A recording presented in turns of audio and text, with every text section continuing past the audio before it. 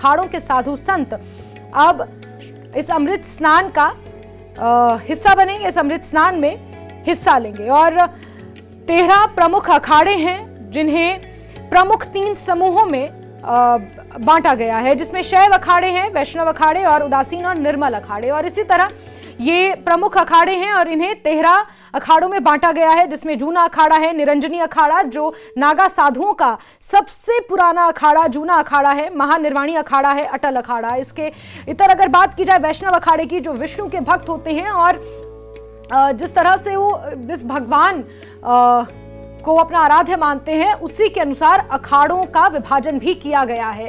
हालांकि भारतीय संस्कृति, हिंदू धर्म और सनातन धर्म के रक्षक के तौर पर इन अखाड़ों की स्थापना की गई थी। प्राचीन काल से ही इन अखाड़ों को स्थापित किया गया था और आज तक, हालांकि इन अखाड़ों का जो स्वरूप है वो थोड़ा बदल जरूर गया है।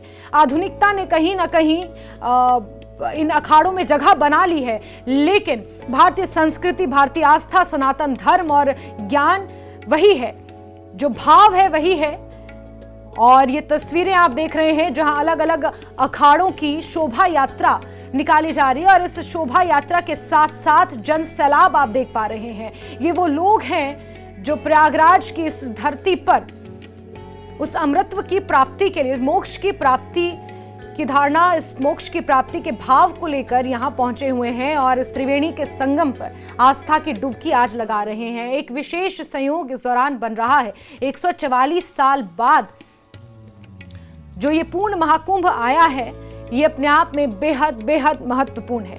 ग्रह नक्षत्रों का जो इस वक्त विशेष स्थिति आकाश में बनी हुई है, कहते हैं यथा ब्रह्मांडे तथा पिंडे, और यही कारण है कि लोग इसी भावना के साथ, क्योंकि ब्रह्मांड में नक्षत्रों की जो स्थिति इस वक्त बनी हुई है, इस विशेष स्थिति का लाभ लेने के लिए यहां पर लोग पहुंचे। और आप ये अनगिनत तस्वीरें देखिए, ये 20 तस्वीरें आपको दिखा रहे हैं प्रयागराज से। ये आज की तस्वीरें हैं जहां आज पहला अमृत स्नान प्रयागराज में होने जा रहा है। इन 20 तस्वीरों के जरिए आप देख सकते हैं, हालांकि 20 तस्वीरों में वो जनता का सैलाब समेटना संभव नहीं है, लेकिन फिर भी न्यूज़ 18 कोशिश कर रहा है कि प्रयागराज अगर आप नहीं पहुंच पा रहे हैं तो आप यहीं से दर्शन कर सकते हैं, यहीं से तस्वीरें देख सकते हैं, उन साधु संतों का आशीर्वाद यहीं से प्राप्त कर सकते हैं। और आप इन तस्वीरों के जरिए देखिए कि किस तरह से अद्भुत अलौकिक नजारा नजर आ रहा है। सुबह ब्रह्म मुहूर्त 6:15 पर शुरू हुआ था। डमरू बजाते नागा साधु, सुरक्षा के सख्त इंतजाम और ये विहंगम दृश्य आप देखिए। ये प्रयागराज में आस्था का सैलाब है।